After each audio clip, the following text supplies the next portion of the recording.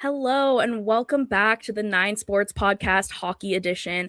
I am your host, Maya Smith, and today we are joined by one of the newest Ice Garden members, Breanna Ebisch. Welcome to the show. Hello, thank you so much for having me on. I'm excited to be here. I'm so excited. So, you're going to be the beat reporter for the New York Sirens, Yes. Ice Garden this season. So, any New York Sirens related things you'll be on top of. Definitely, if you're not Yeah. following her on Twitter, make sure that you are.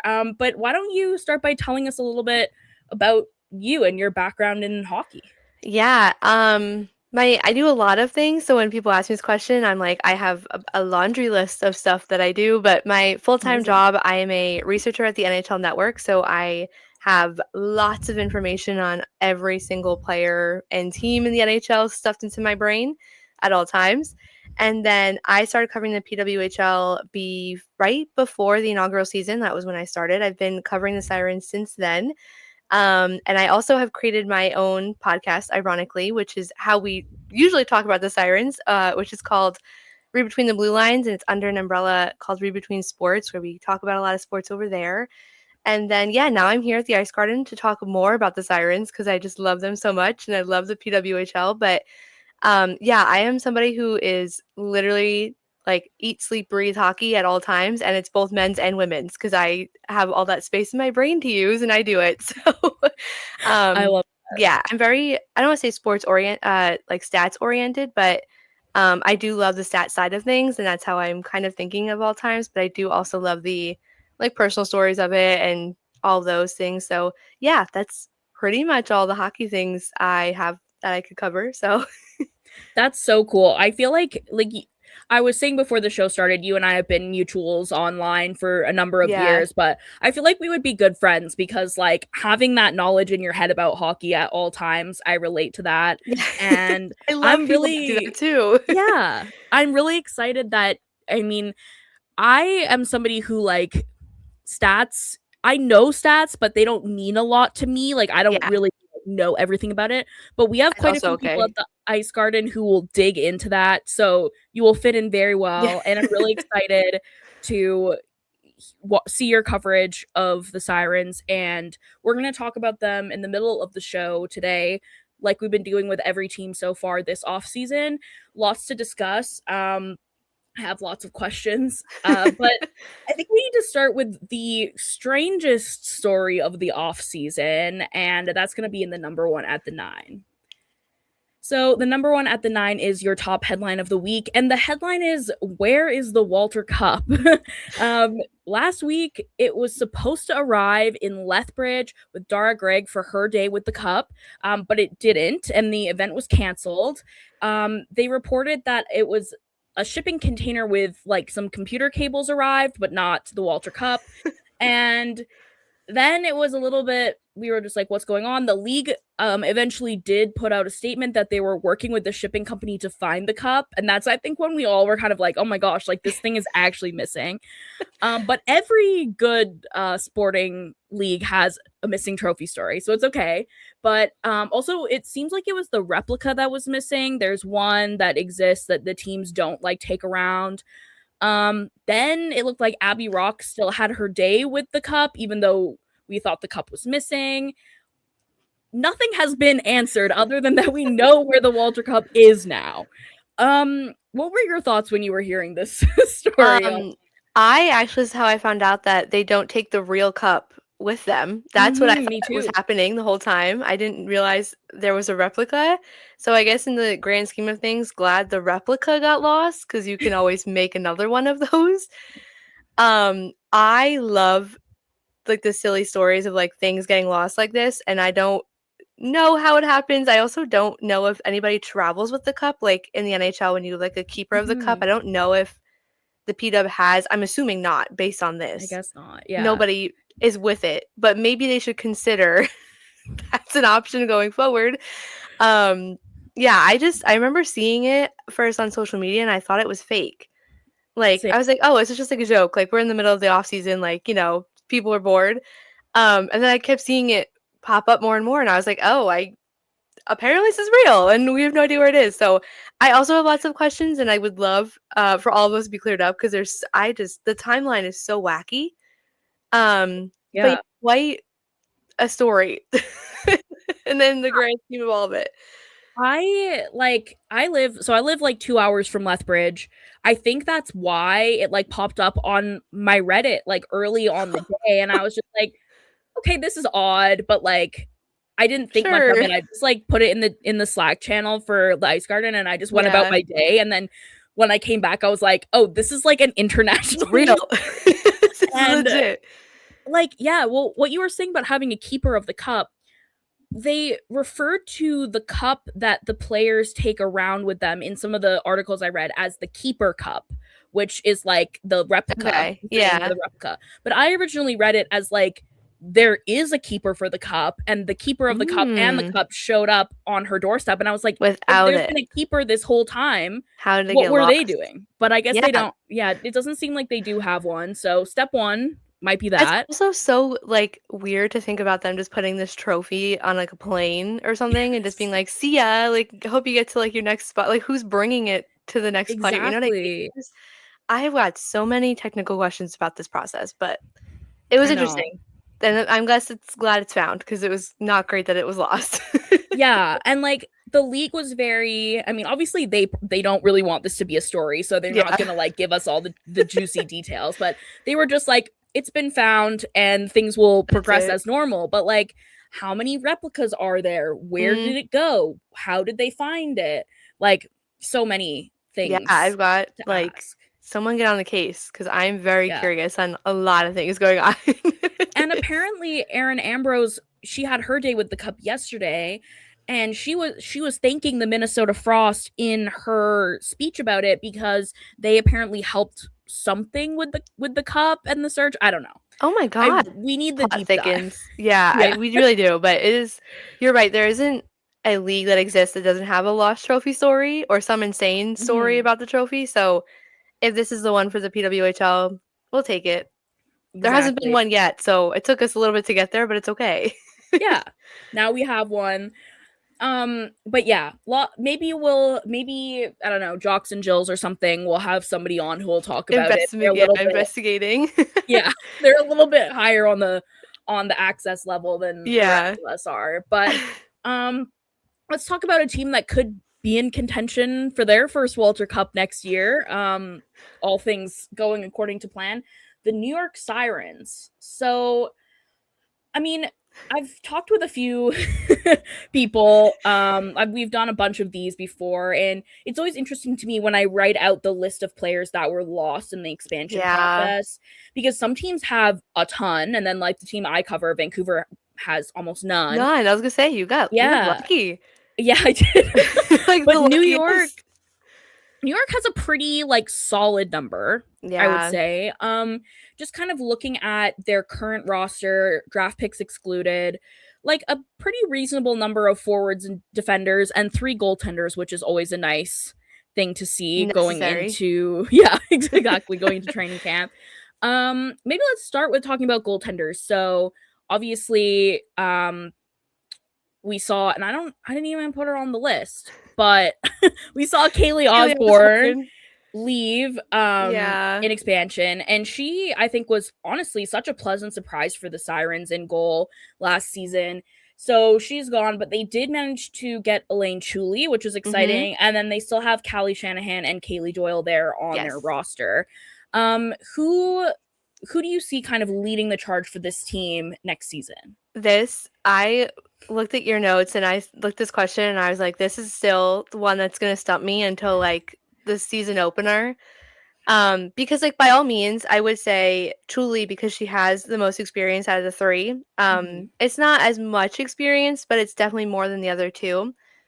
However, based on the way the pattern of the Sirens have been going with their goaltenders because they lost Corinne Schroeder after the first 2 years, and then Kaylee Osborne took over, but she played behind Corinne, so there was a little bit of like a training period. Mhm. That's kind of what happened for Callie Shanahan last season behind Osborne. So in my mind, I would think she would get to start because they were prioritizing her as the backup last season. She got a couple Mhm. games in. But like when it comes down to experience, Chuli does have it. So I would say one of the two, if not both. I don't think they would split Evenly. Yeah. duties fully, which the Sirens have literally never done ever. There's always been a goaltender who plays like 95% of the games, like 2 games are not played by the starter. I just think it'll come down to probably training camp will have a better idea, but I would say it's between the two of them. And even I could not tell you who takes it because it's so tough. But that's kind of where I envision it going. I don't know if that's what Yeah. the team is thinking, but that's how I'm seeing it, I would hope. No, I definitely think that makes sense. I mean, Elaine Chuli does bring that like veteran presence, as you were Yeah. saying, like a couple seasons in Toronto, and I think she was also in Montreal, and then she also Mhm. has a history of women's pro hockey before then. Um, but it definitely seemed like last year, as you said, like Shanahan was kind of like we're getting ready to give her more Exactly. responsibility, Yeah. and yeah, so definitely will be interesting, I think, to see what they end up doing. And I think I've said this every season. I was a little worried about Osborne last season because again, there wasn't a lot of leeway for her to kind of get acclimated the season before. Hmm. She immediately like adjusted, was amazing, was great, and became their starter pretty much instantly, which is exactly what they wanted. But there's always that sense of like anxiety of like if you start a rookie goaltender, like how is that going to go? There's only so many games in the season, and we all know the leash on like how many games you have to win and how the losing streak comes to be and where you fall in the standings. So that part makes me a little nervous, but I do think if Shanahan did get a little taste of it last season, she should be able to just step right in and continue if that's what they choose to do. Or she'll just learn more from Chuli, which I also don't think would hurt anybody either. So there's a kind of a win-win situation, but it's a very up in the air question and probably their biggest question now because they don't have a starter again, which happens every Hmm. time. But yeah, I think that's kind of what or how I'm seeing it, I would hope. So, Yeah, absolutely. I mean, worst case if Shanahan doesn't do well, then you have Chuli there and vice yeah. versa. Um, if we ignore kind of like we'll talk about expansion, who exactly was lost, and then the draft as well, but just kind of ignoring who might be coming into the team in the draft, what do you think is the weakest spot for the Sirens right now?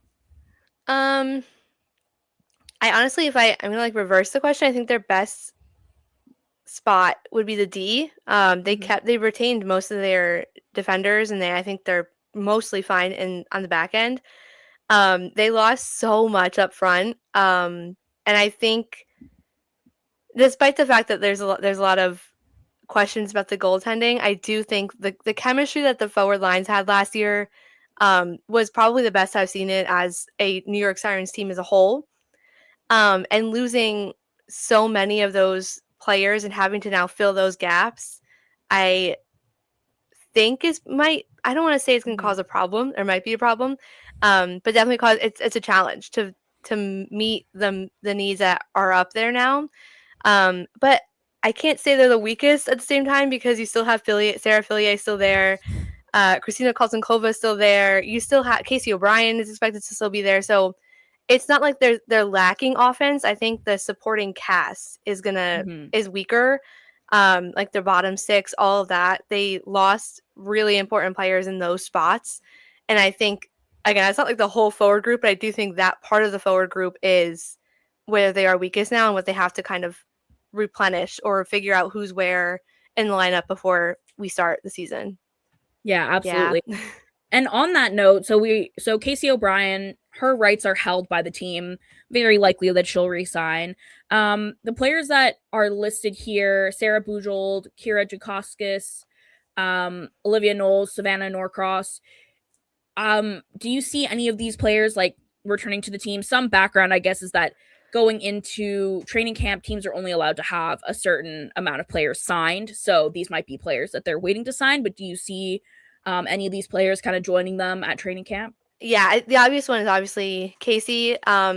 As far as I've heard, every time I attend media, they have full confidence that she will be re-signing, which makes if anybody's listening that is a Sirens fan, you can take a breath of relief. I still Hmm. won't until it's done, but every time it's brought up in a media discussion, it's always that it will get done. There's no rush on it. She doesn't really want to play anywhere else.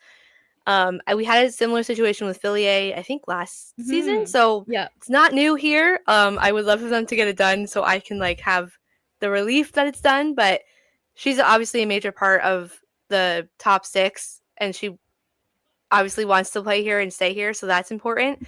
Yeah. I have everybody else in that list. As we mentioned, they're all kind of depth forwards or supporting cast members. I would love, like, I don't want to say personally, but I think Savannah Norcross has like proved herself. That she kind of has bounced all over in her career. She came back to the Sirens. I think she's really done a great job in the position that she's given. She doesn't get a lot of playing time, but she does make the most of it when she gets it. So I think they'll probably consider that. Hopefully, if they were to bring her back, or if that's something they need to again fill in a gap. So I think she's probably the most notable one on that list that I would assume they consider the most to bring back for next season. And I say that, but it could absolutely not happen. So yeah, exactly. Nothing's ever set in stone. So no, for sure. But yeah, also like I would imagine with the Casey O'Brien situation, if they know she's going to resign, but they don't necessarily have to get that deal done right away, probably gives them a little more leverage with who they can sign before the season. Yeah. But as a team with some players who have not yet made some very important decisions for next season, I relate to the Casey O'Brien kind of, it's probably going to get done. Not really a saga, yeah. Yeah, but just sign so we can all. Like, I love that you're the confidence that it's going to happen, but like it needs to happen. Yes, that's where I'm at. So exactly. Yeah. So let's talk a little bit about expansion. I mean, we talked about Kaylee Osborne. 3 players left to San Jose: Ann Trukowski, Kristen O'Neill, and Maddie Wheeler. Kristen O'Neill was a big talk of the offseason because Troy Ryan really, really wanted her in San Jose. There's also Taylor Gerard also went to Detroit. I believe she's from Michigan, so that kind of makes sense. And then Allie Simpson and Kayla Vespa both to Hamilton, along with Kaylee Osborne. I mean, we've talked about the goaltending loss of Osborne, but aside from her, who do you think the Sirens are going to miss the most this season? I actually wrote 3 names down for this because I was like looking at it and I was like, oh my God, I forgot that. Not forgot that all of them left, but that they're not in the team anymore. In a separate category, Taylor Gerard is such a big loss. I know when you look at her stats, she might not have had the most amazing season. She had 7 goals last year, but like every time she's on the ice, she's noticeable. And she's like the most physical player. Well, Koltenkova does her own. She has that level to her game. Taylor Gerard, for some reason, you see her on the ice and it's like scary. Like she can play very well. She's fast and she has a physical element. And I don't think the Sirens didn't have that really before she came in, and having that was really important. That did help them a lot last year. So I think they're going to miss her for that aspect specifically. And also, again, you take someone away that scores 7 goals, which is pretty significant in the PWHL. You have to make up that offense somehow. The other notables that you mentioned were Ann Trukowski and Maddie Wheeler, who were both rookies last year. They both were fantastic. And that's when I was mentioning the chemistry on the forward lines. They were such a big part of that. And I think they'll be amazing in San Jose. I think they're both in San Jose. Yeah. Yeah. That's going to be such a big loss, I think, because they gelled really well with the players that were there. They had they're speedy. They have the offense. They obviously work very well together. So they're taking that chemistry with them. But it also leaves the big gaping holes of being like, this worked so well with them here. How do we make that work now with whatever players we're putting in there? So those 3 specifically, obviously Kaylee Osborne is a huge loss in net. But I do think those 3 specifically all have their own little elements that are going to be missed next season on the Sirens for sure. Yeah, absolutely. And I mean, it doesn't help now, as you said, like they're both playing for San Jose. They're taking that chemistry over there. And now the Sirens O'Neill, everybody. So. And now the Sirens will have to play them some amount of games next season. So, yeah, I think it's interesting because we often talk about how like some of these big names that have left and the impact they leave on a team by leaving. But yeah, there's always these kind of like you know, small, as you said earlier, supporting cast kind of players that the team will miss more than they expect that they would. Yeah. I think. Yeah, it's also like in their case too, because they were rookies, they had a fantastic year, and it just so happened there was an expansion coming up, and that really Mm-hmm. kind of sets them up to be like, well, you had a fantastic first year. That only means you're probably going to get better, so might as well scoop you up, and that's exactly what happened. Which that's obviously out of our hands as fans and journalists Mm-hmm. and people watching the league, but they're going to be amazing over there based on what I saw from them last season in New York. So it's just going to be interesting how the team does fill their spaces because they were amazing up Yeah, on the forward lines. absolutely. Yeah. And some of the way that the team will kind of try and fill these losses is with draft picks. So, aside from the first ever draft pick in the league, this is the first year that New York isn't picking first overall. Um, Yeah. for better or for worse, I guess. um, Yeah. but in the first round they picked Emma Peschel. I've heard really good things about her. I'm not an NCAA, like, I don't know a lot about it, but I've heard her name That's and I've heard valid. really good things. Yeah. Of the players that they've drafted here, Elisa Holopainen as well. I've heard really good things about. Who do you see kind of making the team, making an impact in this first season?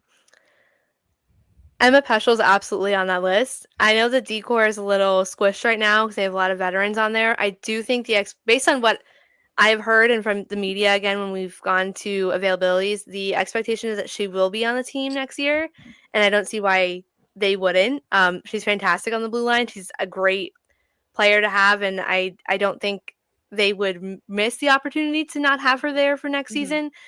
Especially with such a strong decor that's already still in place, that she would be able to learn from a lot of veterans like Mega Zandy Hart, Jamie Bourbonnais. Everybody's still there. She'd be able to learn and flourish. I do think Elisa Holopainen will be another one that is great up front. Her offense is fantastic. And I think when the draft was happening, a lot of people referred to her as like she has the elite offense.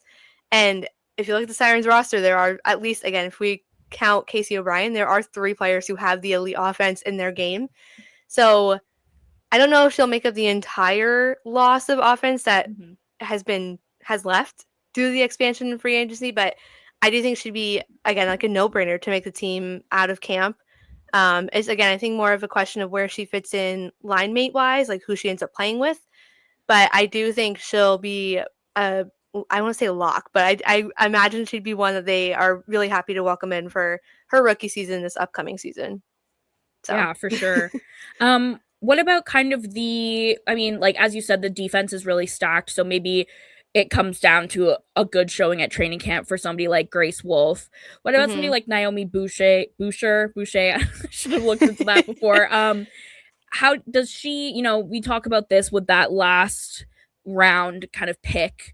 They're kind Yeah. of a maybe, maybe not. Do you have any thoughts about her chances?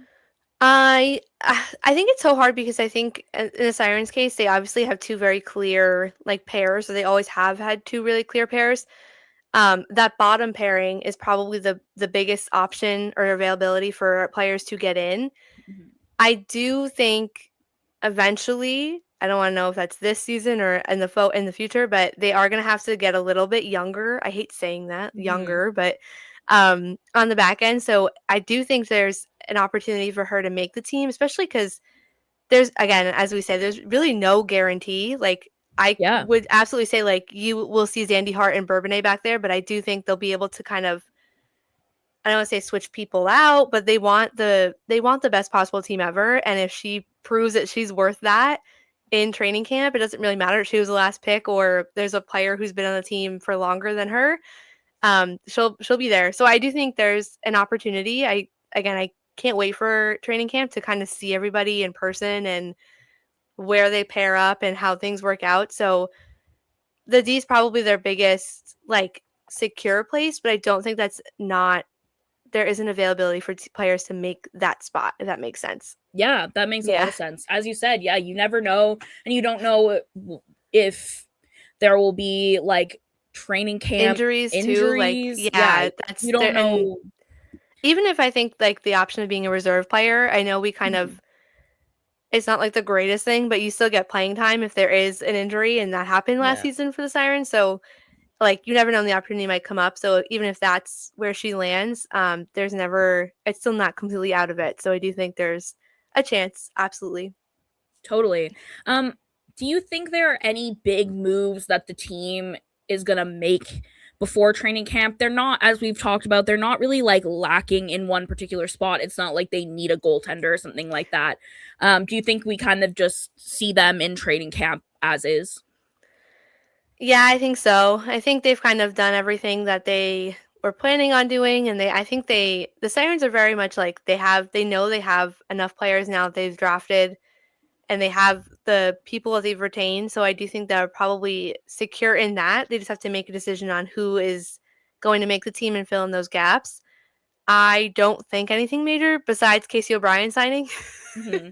I don't think anything major, like move wise, trade wise, is probably going to happen. I do think it's going to be this roster, and then they just kind of figure out who goes where and who makes the team, and that's probably it. I don't think they're going to make a splash Yeah. before that.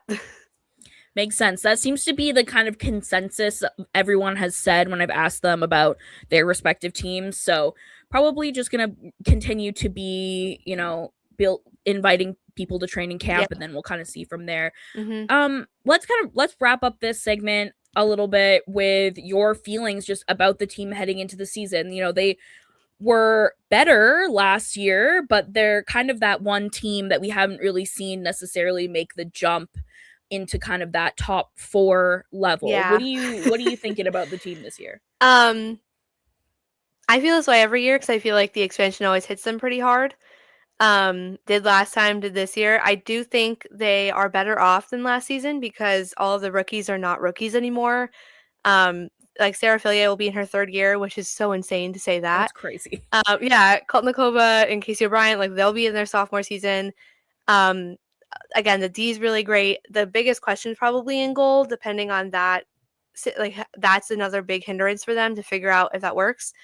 So I do feel positive. It's also really hard to kind of guess without a set playoff structure and imagining that 12 teams are now competing for 4 spots, if that is the case or if it changes. But the improvement last season was enough to kind of be like, okay, we're going in the right direction. And it did feel like a blow after expansion and free agency when, you had built all of that up and then it seems like you're taking a step back because you're losing those players. But I do think they have a core now and that core is still intact. And I think they can just continue building off of that.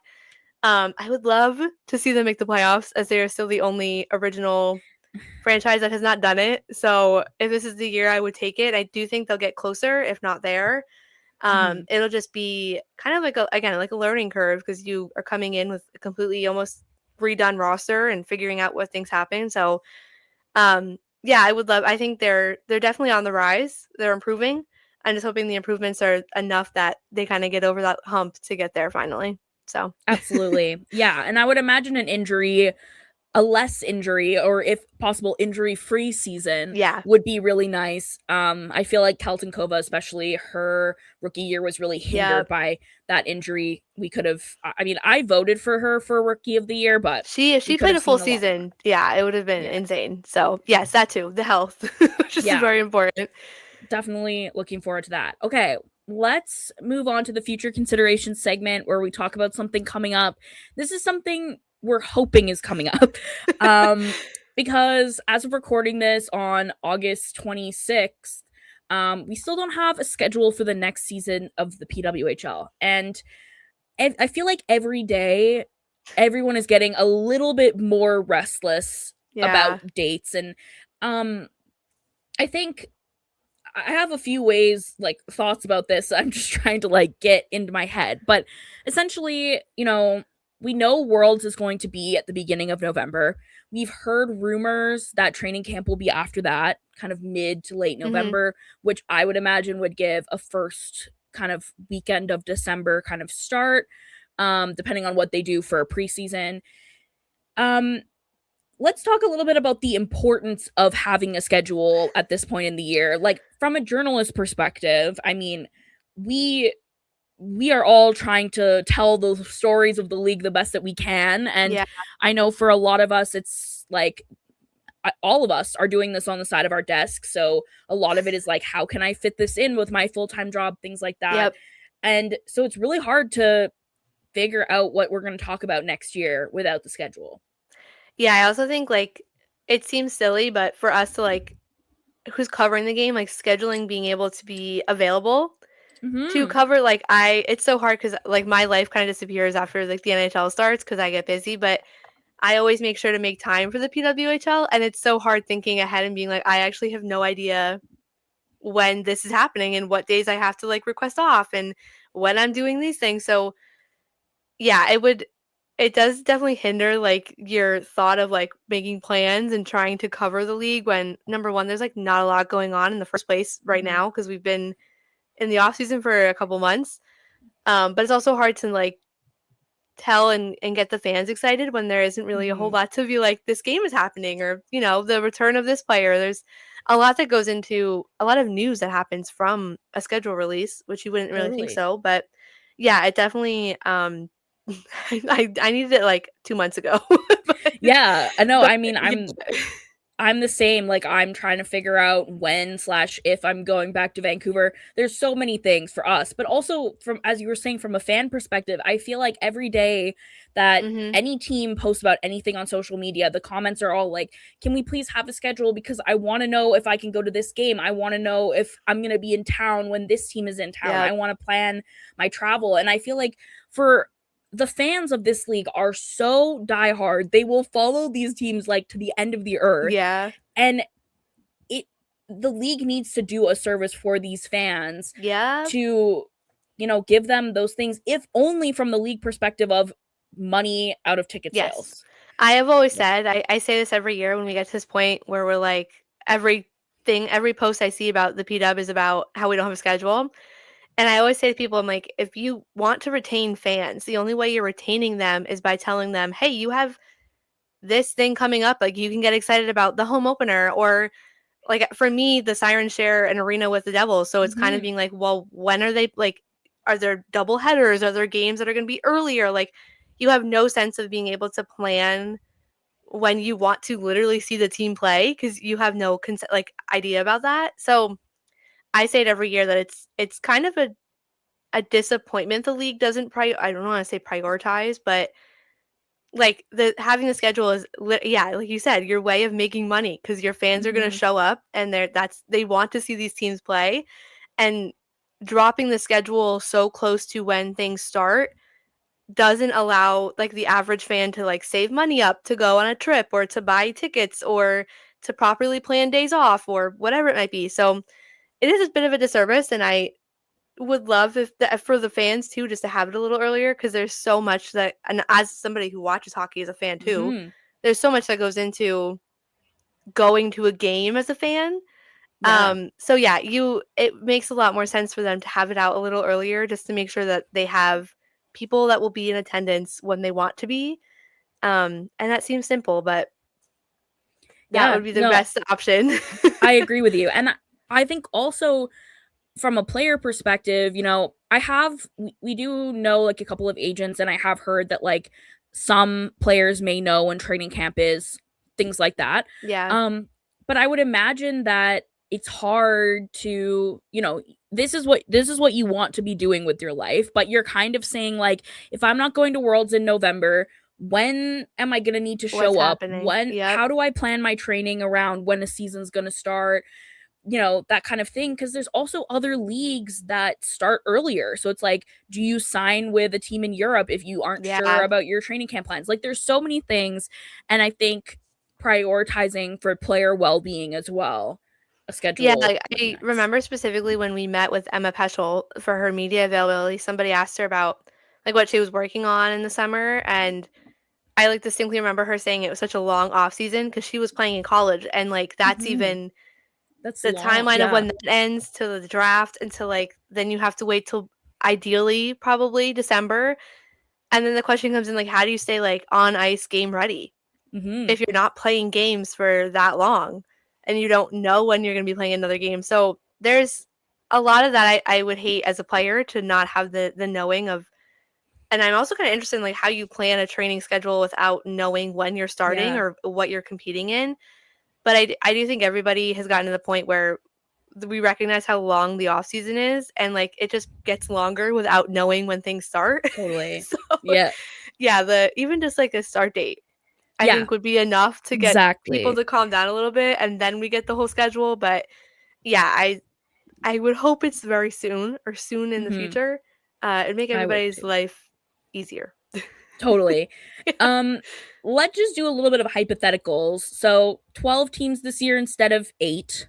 A Mhm. huge jump. When they jumped from 6 to 8, I think they added a couple more games, but they didn't really change anything else. What do you think, just like hypothetically, how would you think? Do you think they add more games? Do you think they change the playoff format? Like, what would you want to see?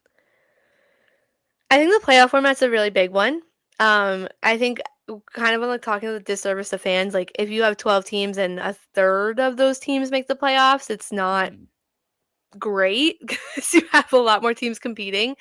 So if we expanded it to 6, I do think it's probably possible because it's still half the league. You're still keeping Yeah. the originally it was 4 out of well, 6, now it was 4 out of 8, which was half, and I think kind of keeping that consistency would be nice. I don't know if that would work or if they think that would work, but I do think it would be a little better just for fans to see their teams play a little longer, and you have a bigger playoff fight the longer the Mhm. season goes on. I would love a couple more games. I would also think it makes more sense because now there's more teams to play. Yeah. And I don't know if you really want to be playing like one team twice a season because that really Mhm. wasn't make doesn't make a lot of sense. So I would assume so. And I also think there has to be now the travel element planned in because Yeah. obviously Vancouver's been there, but with Vegas and San Jose, and you have to just kind of make sure that there's obviously adequate travel time between games. So I would, yeah, I think so because I would also extend the season and you'd have a shorter off season a little bit. Mhm. And I think it'd be a lot more fun to have like a couple more, not like an insane amount, but No. it would probably be a nice little addition if they added a couple more on, make season a little longer, and you get to see your team play a little for a little bit longer Exactly. too. Yeah, I fully agree. And also without the Olympic break and now with Worlds Yes. being in November, frees up a little bit more of February for things to happen. And yeah, we talked about the playoff format a few episodes ago, but just from a league revenue standpoint, it makes sense to have more than 4 teams. Yep. So fingers crossed for that and fingers crossed for a schedule very soon. Thank you for Manifesting it. joining. Yeah, exactly. Thank you for joining us today, Breanna. I really was really great to talk to you, and I'm really excited for you to join the team at the Ice Garden. Where can people find you? Yeah, well, first, thank you so much for having me. I loved it. I'm always happy to talk about Sirens, and I'm happy to be part of the team. My Twitter handle is just my name, Breanna_Ebisch, and then I usually also post my stuff on Instagram, which is just my name, Breanna Ebisch, straight out. And then I have all of my other stuff linked in my bio on Instagram for all the read between stuff, and Ice Garden will be in there soon. So yeah, all of those things. But those are my two main points of contact on socials for sure. Awesome. And you'll be, yeah, putting out some great articles about the team as well on the Nine Sports and the Ice Garden. So thank you so much, everybody, for listening, and we'll see you next week. Bye.